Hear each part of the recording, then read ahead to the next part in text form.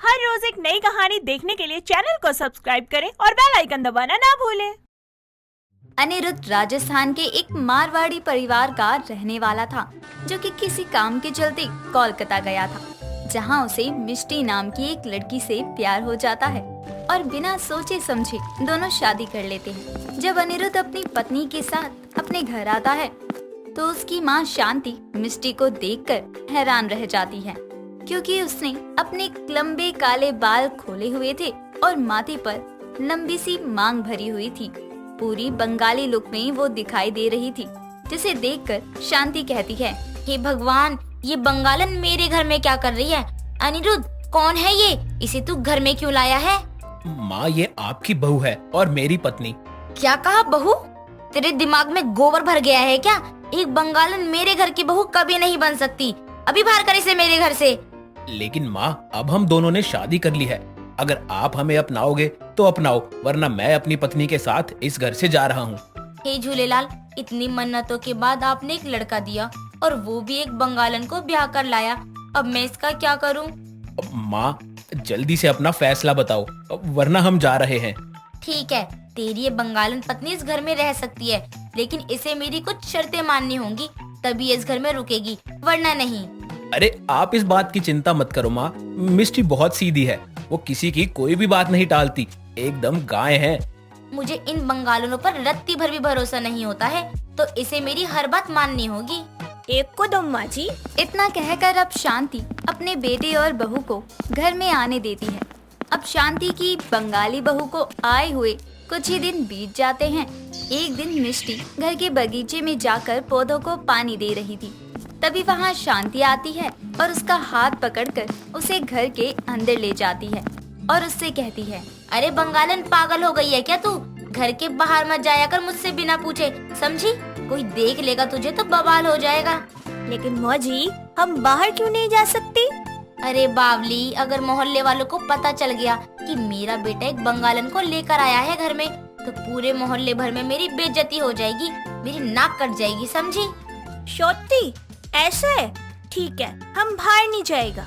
इतना कहकर अब मिष्टी चुपचाप अपने कमरे में चली जाती है। यूं ही एक दिन और बीत जाता है। अगली सुबह अनिरुद्ध हाथ में कपड़ों का बैग लिए आता है और मिष्टी को बताता है कि वो कुछ दिनों के लिए काम के सिलसिले में वापस कोलकाता जा रहा है और कुछ दिनों बाद ही वापस आएगा। अनिरुद्ध इतना कहकर वहाँ से चला जाता है और ऊपर कमरे में खड़ी मिष्टी उसे जाता हुआ देखकर खुश होती है। अनिरुद्ध के जाने के बाद मानो मिष्टी के जैसे तेवर ही बदल गए थे। तभी वहाँ पर पड़ोस की पिमला आती है और शांति से कहती है, क्या बात है, आजकल तो तुम घर से बाहर ही नहीं निकलती हो। ऐसा क्या छुपा रखा है तुमने अपने घर में? क्या कहा? घर में? घर में तो मैंने कुछ भी नहीं रखा है। क्या विमला बहन, कुछ भी कहती हो आप? लगता तो ऐसा ही है कि आपने अपने घर में कुछ छुपा कर रखा है। अरे ये सब क्या कह रही हो विमला बहन? अच्छा चलो बाहर जाकर बात करते हैं, यहाँ मुझे थोड़ी घुटन हो रही है। अरे किस बात की घुटन हो रही है आपको?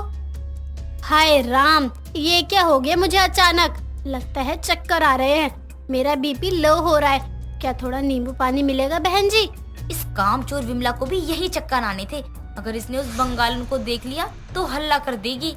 दीदी जल्दी ले आओ नींबू पानी, चक्कर आ रहे हैं मुझे।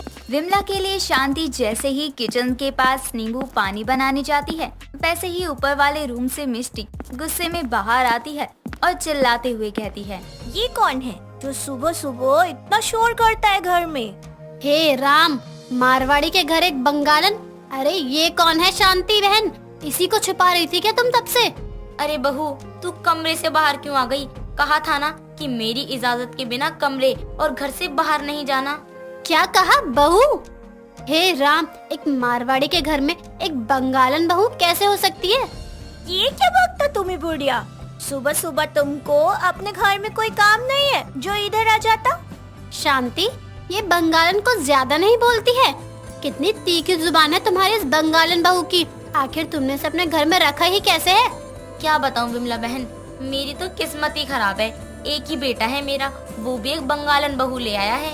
अरे तो क्या हुआ, इसे बाहर निकाल कर फेंको घर से, कुछ ज्यादा ही बोलती है ये।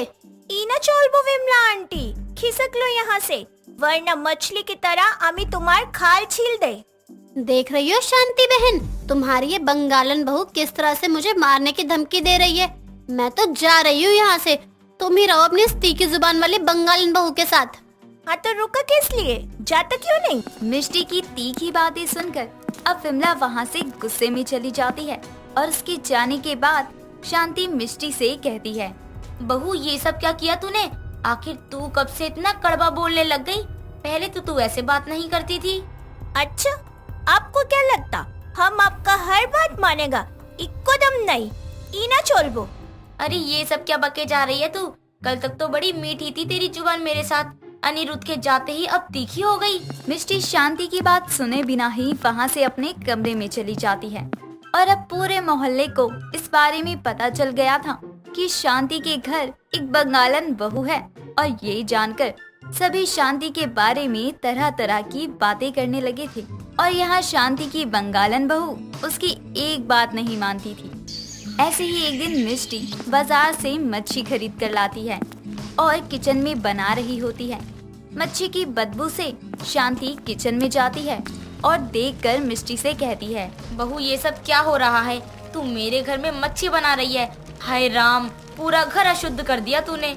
माँ जी, ये घर हमारा भी है तो हमार जो मर्जी वही खाएगा, समझी आप? जाइए यहाँ से।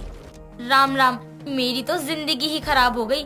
तुझे इस घर में रखकर आने दे मेरे बेटे को, फिर उसे तेरी सारी करतूतें बताऊंगी। और जो ये तू तीखे जवान चलाती है ना, उसे भी ना कटवाया ना तो मेरा नाम भी शांति नहीं। माँ जी, अगर आप यहाँ से नहीं गया तो अपनी इस छुरी से तुम्हारा लंबी जुबान काट देगी मैं। क्या कहा? तू मेरी जुबान काटेगी? कल की आई बंगालन मुझसे जुबान लड़ा रही है। शांति को गुस्से में देखकर अब मिष्टी अपने हाथों से जिस छुरी से मच्छी काट रही थी उसी छुरी को शांति के गले के पास रख देती है और डराते हुए कहती है, ए बुढ़िया, अगर तुम ही एको बार कुछ और बोली ना तो अमी तुम्हार गर्दन धड़ से अलग कर देगा। मिष्टी का गुस्सा देखकर शांति जैसे पसीने से नहा जाती है और मिष्टी के पैरों में गिरकर कहती है, बहू मुझे माफ कर दे, तू जो कहेगी मैं वो करूँगी, लेकिन मुझे जान से मत मारना। अभी मेरी उम्र ही क्या है, बस 50 साल की तो ही हूँ। हाँ, ऐसे ही हमारे से नीची आवाज में बात करो ना। मिष्टी के हाथ में चाकू था और शांति मिष्टी के पैरों के पास बैठी थी कि तभी अचानक से घर के दरवाजे से अनिरुद्ध घर वापस आ जाता है और वहाँ का नजारा देखकर वो दंग रह जाता है। तभी वो कहता है, ये सब क्या हो रहा है माँ? आप मिष्टी के पैरों में क्यों बैठी हैं? और मिष्टी, तुमने हाथ में छुरी क्यों पकड़ी है? बेटा अच्छा हुआ तू आ गया, वरना आज ये बंगालन मुझे मार ही देती। अब शांति अनिरुद्ध को मिष्टी की सारी करतूतें बताती हैं और अनिरुद्ध गुस्से में आकर मिष्टी को घर से बाहर निकाल देता है। दोस्तों, अगर आपको ये कहानी पसंद आई तो इसे लाइक करें, शेयर करें और कमेंट करके बताएं कि कहानी में आपको सबसे अच्छा क्या लगा।